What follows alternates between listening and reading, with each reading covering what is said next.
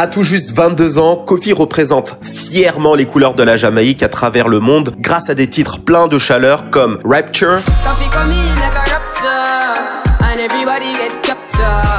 Toast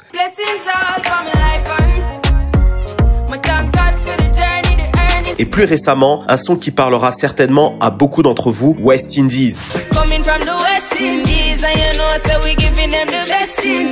Mes Antillais, mes Caribéens, je vous vois. Avec le soleil qui revient, on va en profiter pour revenir sur la carrière de cette jeune prodige qui vient tout juste de sortir son album Gifted. Alors n'oublie surtout pas de mettre un like, de commenter un maximum, ça nous donne un maximum de force.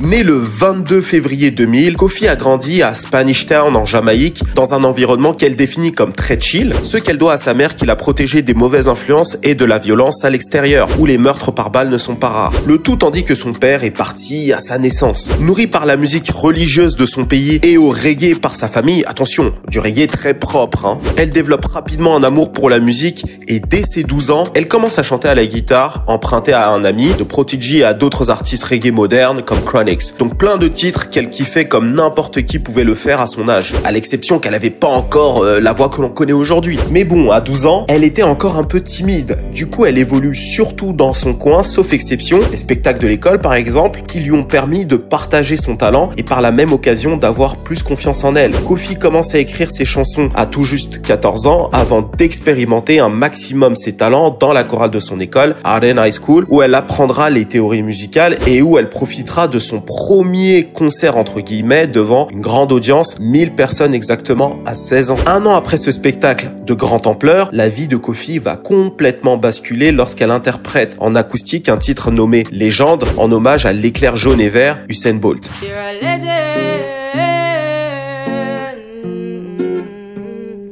Un titre qui tourne tellement bien sur les réseaux sociaux qu'elle atteint une personne que Kofi n'aurait jamais imaginé. Je parle bien évidemment de Usain Bolt. Il prend même le temps de la féliciter pour sa performance, le plus grand moment de la vie de Kofi jusqu'à ce jour. De là, elle le sait. Son grand moment est arrivé et elle se lance sérieusement dans la musique et au vu de son talent, ça a pris très peu de temps avant de décoller. Poussée par le succès local de son titre Burning en 2017, en plus de Légende, il lui aura fallu à peine un an pour être invité à partager la scène avec de grands artistes jamaïcains, comme le vétéran Cocotti, l'interprète d'un son nommé Young Lover.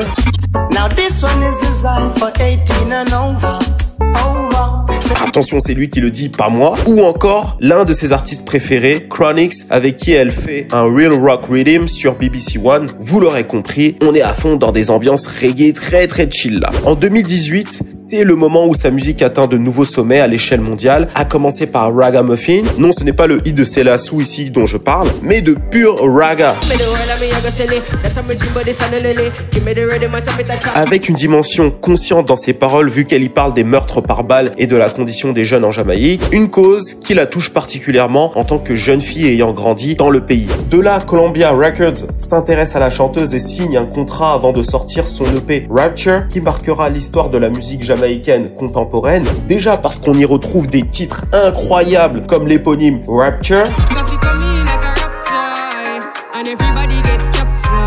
Vous êtes certainement passé sur ce Colors tellement la performance est dingue, mais aussi parce que le projet a gagné un Grammy Awards pour le meilleur album reggae en 2020. L'ayant remporté à seulement 19 ans, elle est la deuxième femme de l'histoire à remporter ce titre et la première à le remporter aussi jeune. Je rappelle qu'il a fallu à peine un an de carrière en major pour arriver à accomplir un tel exploit. C'est fort. Un moment de fierté qu'elle a dédié en toute humilité à la Jamaïque, pays où elle a été accueillie comme une reine après ce prix historique.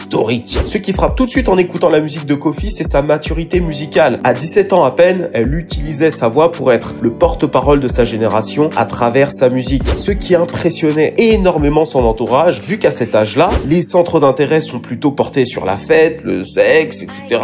Bien wine en soirée. Enfin, quand ça se saute pas dessus comme des catcheurs sur certaines danses particulières. Attention, ça n'empêche pas Kofi de faire des sons très légers comme Toast, qui est son plus gros tube à ce jour. Sa conception de la musique, divertir les gens tout en parlant de sujets profonds pour y trouver des solutions. Une démarche qui s'apparente à Burna Boy et ses paroles tristes du morceau Collateral Damage. Ou encore à Kendrick Lamar qui nous ambiance en parlant de brutalité policière dans Alright. En bref, elle est pie. Gunna a d'ailleurs validé Kofi en collaborant avec elle sur le morceau W.